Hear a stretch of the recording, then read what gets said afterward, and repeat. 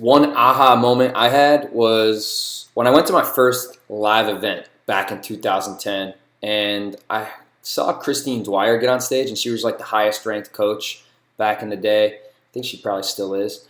But she was talking about how in the beginning she had really struggled with her self confidence, with her self doubt, thinking if she was able to do the things she needed to do or develop the skills she needed to develop to be successful with this business. And then she had talked about like how many people she had inspired and all this financial freedom she had created. And it really like inspired me because her life sounded amazing, like financial freedom, helping all these people, really adding value to people's lives. And in the beginning, how she had struggled. And so instead of me like having her on this pedestal and thinking, oh man, like what she's doing is amazing, but I could never do that, it made me realize like she's just as capable, or I'm just as capable as she is, and so are you. We're just as capable as any of these other top coaches.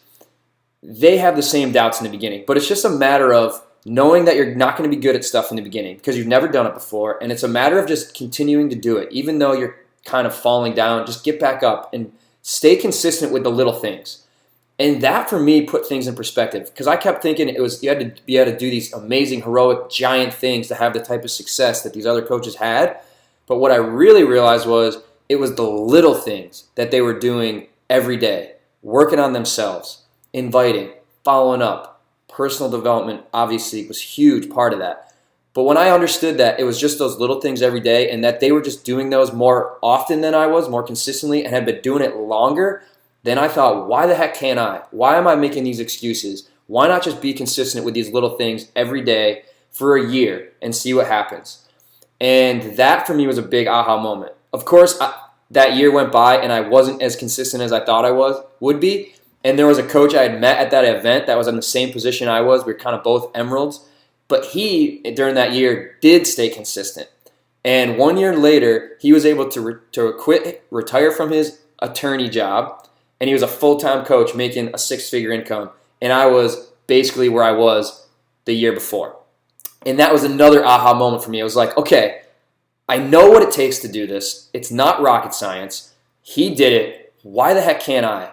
And then that was a big aha moment for me as well. And from then on, I tried to stay as consistent as possible with those little things. And you don't see a ton of results in the beginning, but that I could eventually, towards the end, like a year after that of being consistent, I looked back and what hadn't really looked like results at the time turned into massive momentum, and my business really started to take off in that second year. All because I had that aha moment of knowing it was just the little things consistently every day.